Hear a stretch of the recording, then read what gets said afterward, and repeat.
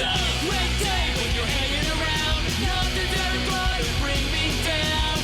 Good times are coming our way. Whenever, wherever, whatever today. Today is going to be a great day. I am Nikki G, your host.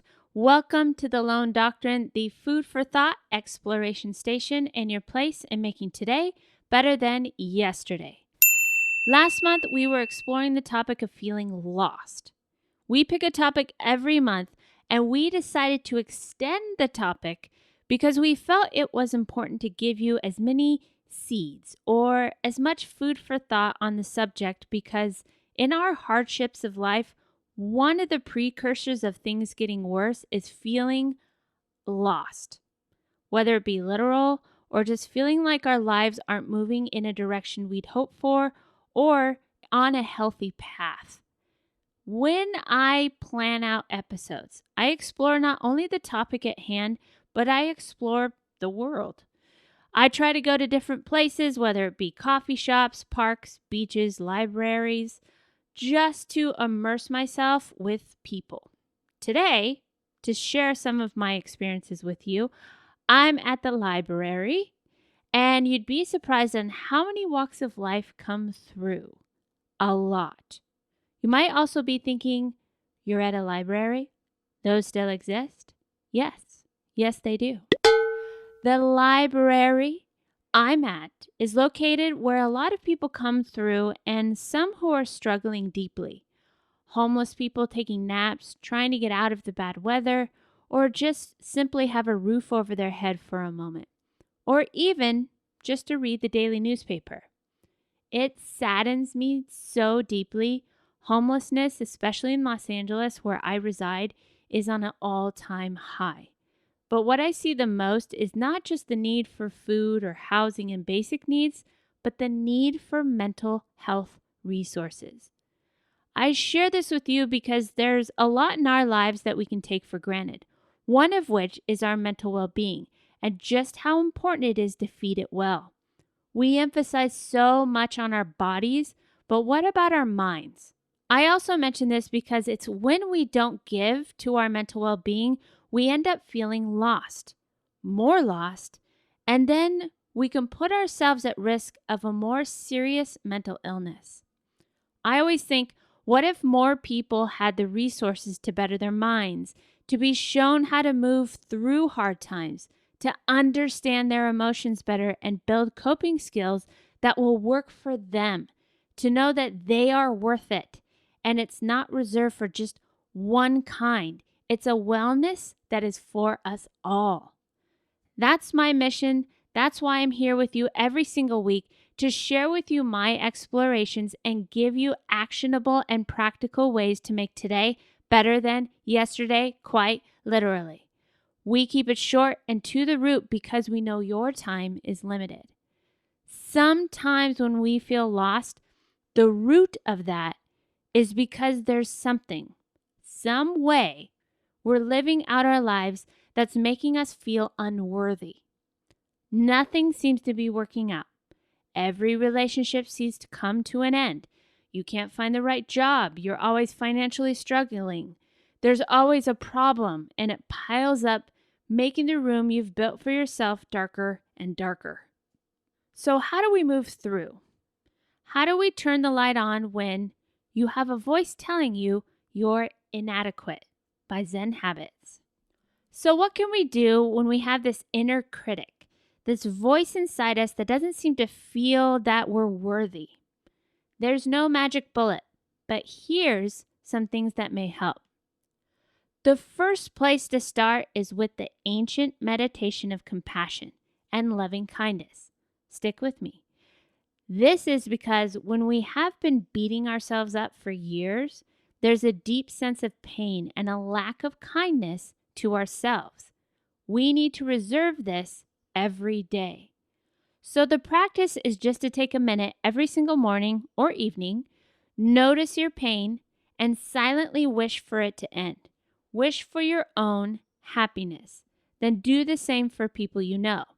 For example, you might repeat each of these phrases 3 times, trying to genuinely feel these wishes in your heart. Try this. May there be an end to my suffering. May there be an end to my suffering. Try it out. How about this one? May I be happy. May I be happy. Try it out. Or may they be happy. May they be happy. Try it out. What you're cultivating is a capacity to care for yourself and others, to be kind, to be friendly and loving. This doesn't immediately cure everything, but it's a capacity we don't often have. And by developing it over time, we are developing a new relationship with ourselves and with others.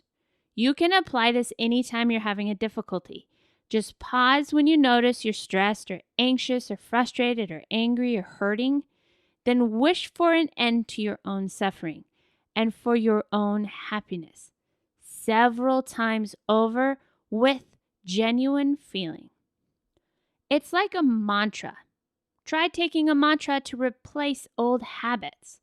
One of the biggest problems here is that we have this story we tell ourselves in our heads about ourselves. It might go something like this. Ugh, I keep messing this up. What's wrong with me? I can't do anything right. I suck. I suck. I wish I wasn't so terrible. Of course, your own story will be different, and you might have several versions of it depending on the situation. But the plain fact is, there's a story we tell ourselves, and it's not helpful. It makes us feel bad about ourselves. If we're doing this to ourselves, how do we stop? How do we flip the script and learn to be more positive? First, you need to find some gratitude for your awesomeness. There is an inner goodness in yourself that's there all the time. Check it out now. See if you can notice it. In the area where your heart is, not only a pain or stress, but also a sense of tenderness. These things all coexist. This is your tender heart, your basic goodness that's there all the time. It's okay if you don't notice it right now, but check in several times today and see if you can notice just that slight bit of tenderness or that slight bit of joy or that slight bit of even calmness. This is your good heart, the part of you that loves the world, that wants to offer your incredible love to everyone, that wants to be happy and not hurting. It's the part that feels hurt so acutely. It's an amazing quality, and you were born with it. Find gratitude for this goodness. Find gratitude for the fact that you are human and you can feel, and all your other amazing qualities. List these things about yourself and what you're grateful for instead of focusing on the parts you dislike. Second, come up with a mantra to replace your unhelpful story. As soon as you find yourself in that place, try a mantra to flip the script. For example, a mantra might be, I have an amazing heart and the world loves me. Might seem totally cheesy and you might feel a little crazy at first doing it, but it's so important. And it's just you. What do you have to lose? You can go even farther when you're working on a goal and you're working on a mission. You can even say, the world craves me and my gift. Your first inclination, because I know this was mine and you may share this with me, was that seemed a little egotistical. But the fact is, you have to change your frequency. Like attracts like, even within yourself.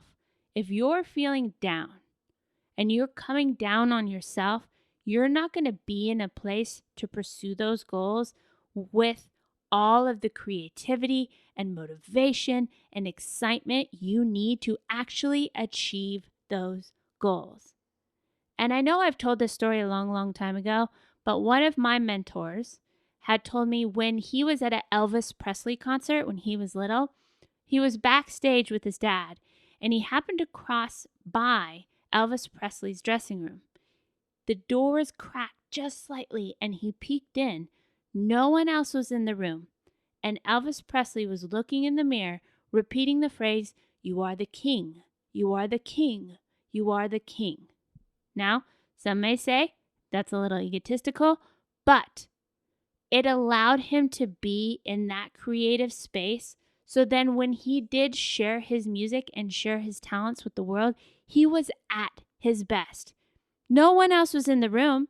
He wasn't trying to prove it to anyone else but himself.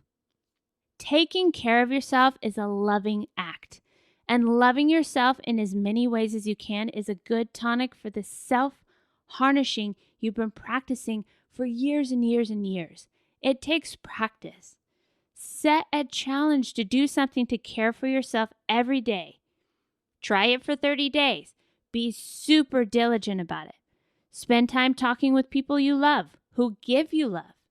Set healthy boundaries for yourself. Do things that make you feel confident, from learning a skill that makes you feel competent to walking into a room with your head held tall to strolling down the street like a silverback gorilla. Get support from others whenever you need it. Asking for help, asking for someone to talk to, going to therapy if it helps, joining a support group. Your community is what's going to lift you up. Do something that helps cope with stress. Meditate, go for a walk, exercise, do yoga, take a bath, massage, do some deep breathing, drink some hot tea.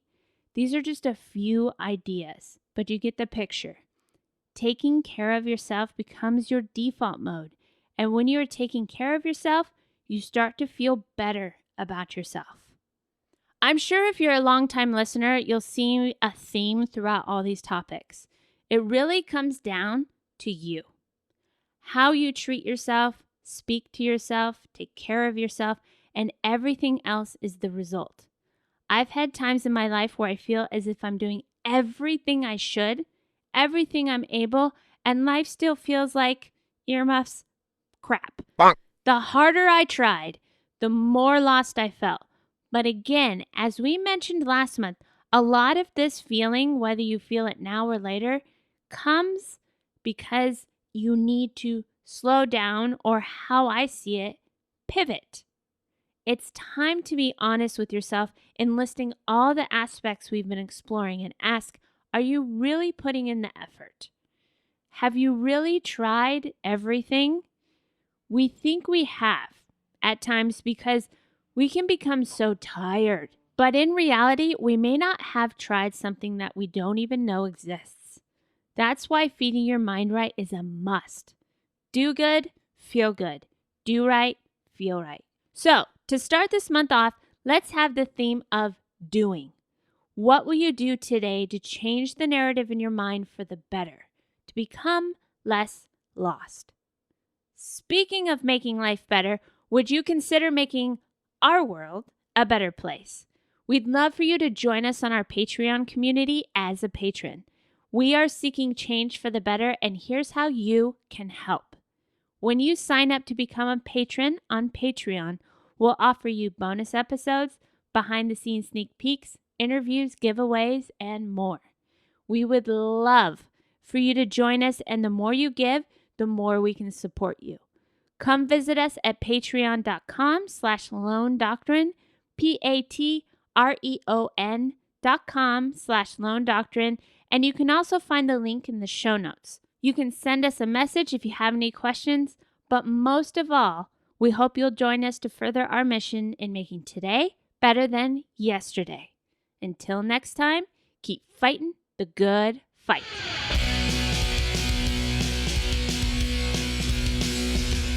It's a great day.